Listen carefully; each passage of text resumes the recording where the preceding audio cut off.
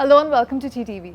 Today we're here at Oman Airport and with us we have Mr. Jamal Al Azki from Oman Air. Thank you so much for joining us, Mr. Jamal. Thank you for having me, Antro. Mr. Jamal, let's start with you.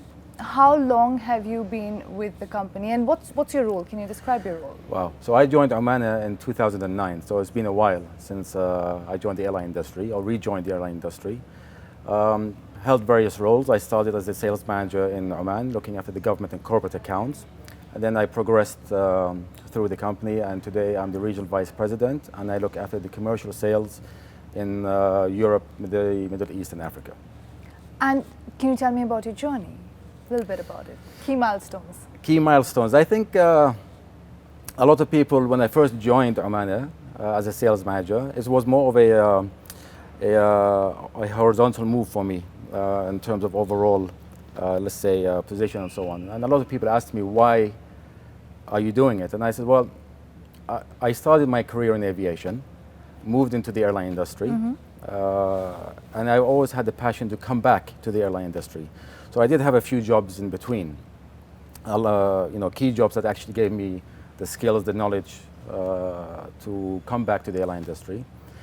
So once I did join in 2009 as a sales manager, I think one of the key milestones was, of course, joining Oman Air at a time when it started its growth. We had just bought what we call the wide-body aircrafts, the Airbus 330s, fantastic products, award-winning during its time.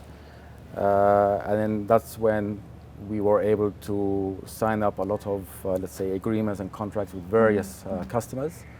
And I think it was an achievement year on year from then. Again, I think another milestone in my career is when I was appointed as country manager for the United Kingdom and Ireland. I spent about 4 years there.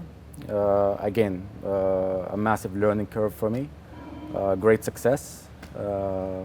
Came back to Oman, and today I am the regional vice president for Europe, Middle East, and Africa. Lovely. All right, so let's talk about the main topic of discussion today, Trapzone. So what motivated Oman Air to launch the Trapzone? Well, that's actually a good question.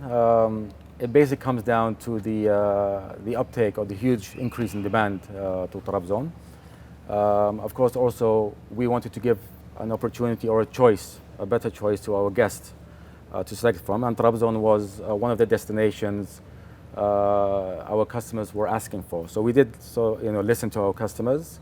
Trapzone was the destination, and the decision was taken to launch Trapzone. And these are a couple of the reasons why Oman Air is the preferred carrier. What else do you think gives it this kind of a status? Well, we provide a non-stop service between Muscat and Trapzone. We're a full service carrier. We've won multiple awards, whether it's product related or service related. So we do offer an excellent overall product between the two cities. We have very competitive packages to Trapzone. They can also be tailor-made. So anything that the guest would like, we can provide for. We have fantastic flight entertainment services, which is basically the screen. We have very big screens, a wide choice that caters to all guests, which makes us naturally the #1 choice for anybody flying from Oman to Trapzone. And of course, our departure time and arrival time between both cities are very, very convenient for the travelers from Oman. Right. All right, so we've noticed an increase in frequency of late to Trapzone. What do you think is the reason for this?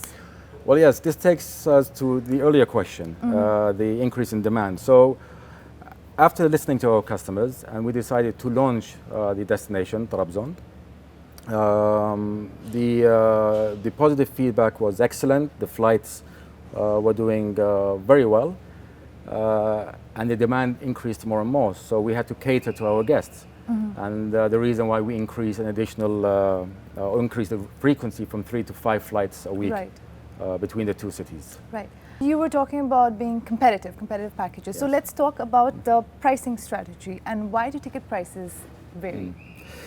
That's actually going to be a very long answer. So let me try and abbreviate as much as possible.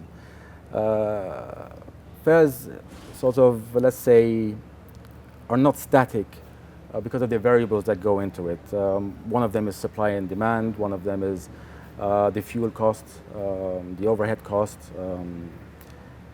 the product, and so on. So the prices are based on departure timings, for example.